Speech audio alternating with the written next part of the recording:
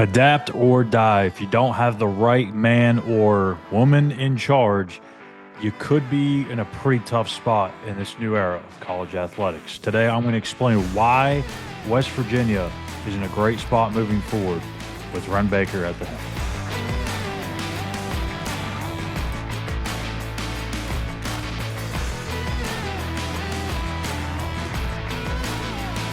How's it going, everyone? Schuyler Callihan here with another episode of Between the Eers. And before we get started, make sure you hit that like button and subscribe to our YouTube channel here at West Virginia on SI.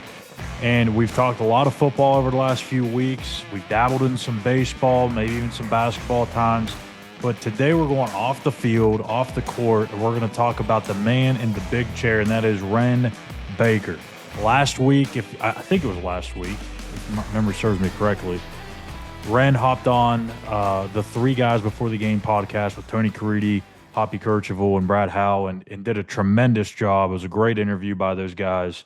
And really, every single answer that Ren Baker gave, I was amazed by. And it feels like I come away with this same feeling every time I hear Ren talk. He's just an impressive, sharp dude, and he gets it. He understands this landscape. He understands where things may be heading, even if there's no concrete ideas as to or concrete plans as to where college athletics is going. He's got a plan for just about everything. In credit to not only Ren but for Hoppy for firing some fastballs at him as he's known to do, but gave him some tough questions, and Ren responded with I thought some really thoughtful answers and didn't just, bounce back and say, well, we're gonna do this, this, and this, and not really dive into the details. Ren really gave a pretty good, thorough kind of examination of the whole situation in terms of the rev share, how they plan to continue to generate revenue. And I love the fact that he was open about talking about the premium seating. It's a situation that has been a top priority, I think, of his for a while now since he's been in Morgantown. And now more than ever, they're going to need to have it happen. From the fans' perspective, I understand. It's frustrating because now this is going to drive up ticket prices, specifically the premium pricing. But again, if you want to be competitive in this space, you've got to do what everybody else is doing. It's an adapt or die type situation. And I don't want to or single out any single decision maker that was at WVU before, but previous regimes at WVU I think would have been a little hesitant in doing premium seating, which obviously I guess could be the case, duh, because they didn't do it. But they didn't have as many, I should say. They did have some, but they didn't have as many as what Ren is exploring and is pursuing in the near future. But he's willing to do some things that are maybe a little outside the norm. And probably because he has to.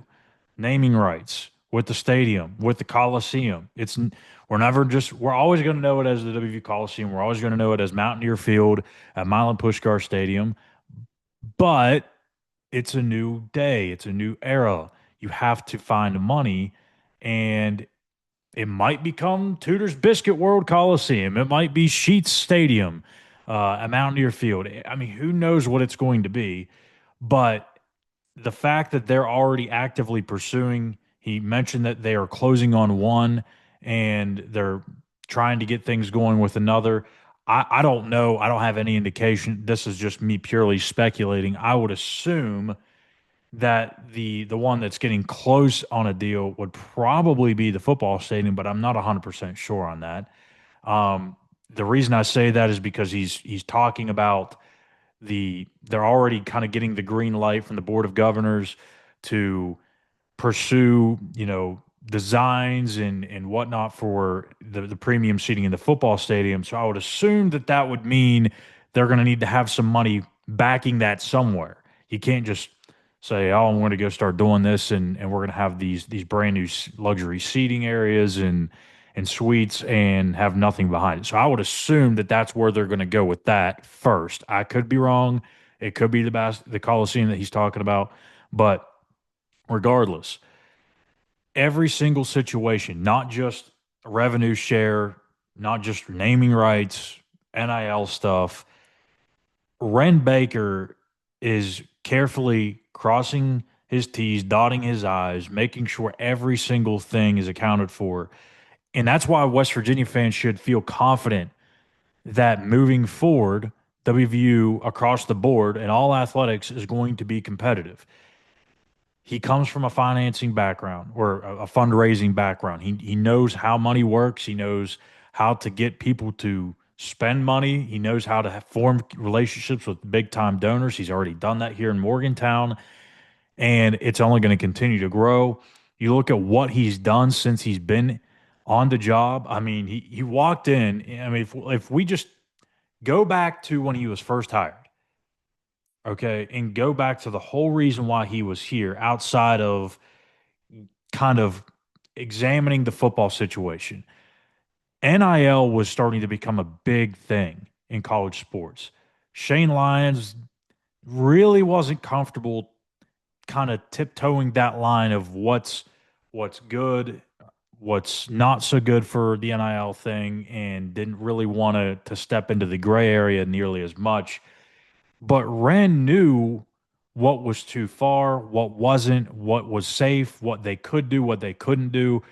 And they needed to get a guy like that in this position moving forward because you're moving into a whole new era here where it's not just about hiring coaches and putting up, you know, new facilities and updating facilities and forming relationships with donors. The relationships with donors thing still holds true, but there's so much more to this job now than it was 10 years ago. Well, many, many years ago, it used to be just be, former players that knew a thing or two about hiring coaches, and that's how they get the job.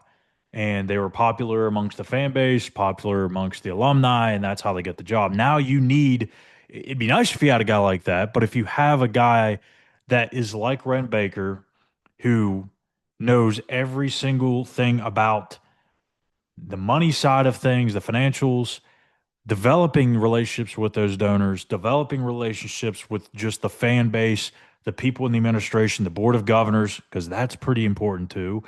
And oh yeah, hiring coaches as on top of that, right? He's kind of got a little bit of everything. He's very versatile. And I think that's why if you have an AD that's a one trick pony and he can just hire guys or gals and that's pretty much all he's known for, well then you're in deep crap because you're not going to be able to hold up the other end of the bargain when it comes to the financial part of it. Ren Baker's got that. He's dipped his toes in just about a little bit of everything at this point. And like I said, I would encourage you to go back, watch the three guys before the game episode. I didn't even know he was going on their show, and just happened to scroll across it on YouTube and checked it out. And that was a really, really good interview. Like I said, by those guys, thoughtful answers provided by Ren. And for West Virginia fans, you have to feel good about that because it wasn't like he was trying to think of an answer. He knew what he was going to say. He already had the answer. He's got plan A, plan B, plan C, plan D, and so on and so forth. There are backup plans to everything. This man is ready. He's prepared to keep West Virginia athletics at the most competitive level that he can possibly control. So that's my spiel on that. I know it's kind of an awkward, maybe not awkward, but maybe an off the board type of thing to discuss this week, but thought it was really well worth it. And hats off to Ren. Hats off for everybody who brought Ren to West Virginia. It's going to be a whole new thing that we're getting into here again, like I said, with the NIL and all the madness that's going on with the salary cap, so to speak. But he knows what he's doing. He's putting the right people in place to make sure West Virginia stays near the top or competitive, and that's all you can really ask for. He's hit on coaches left and right ever since he's been here. He hit on the Darren DeVries hire. I know it was a one and done, but he hit on the hire. I assume he's going to hit on Ross Hodge. I assume, or he's already hit on Mark Kellogg. He did the right thing by handing the baseball program over to Steve Sabins, and he's just been a winner every hire he's made. You go back to his previous hires before he got to West Virginia. Ben McCollum, right? Mark Kellogg at that other school that he was at the lower level. So he knows how to hire people. We know about that. But I think what most Mountaineer fans don't really realize is how well versed he is in the financial space of this job. And that should provide a lot of comfort, especially considering the fact that, West Virginia doesn't have the pool that Ohio State, Michigan, Alabama, so on and so forth, where they have all these big, deep pocket donors in their back pocket. West Virginia doesn't have that. They have a few, like everybody, but they're going to have to find ways to create and generate revenue. Ren Baker's the man that's going to be able to figure that out. And as long as he's in that chair, WVU is going to be in a really good spot moving forward. So let me know your guys' thoughts on the job that Ren has done so far up to this point, what you think about WVU athletics as a whole in the comment section moving forward in terms of the future. And we'll be back here on Sunday. We're going to recap, unless something crazy happens between now and Sunday. Wink, wink, nudge, nudge. We will be back on Sunday to talk about Javon Small and where he's going in the NBA draft, which at that point will already be known. We'll talk about his future in the NBA. So thank you guys for tuning in to another episode of Between Eers. Again, make sure you hit that like and subscribe button on our YouTube page here at West Virginia on SI. Give us a follow on X at SI_WVU and myself at Callihan_. Thank you all for watching BTE.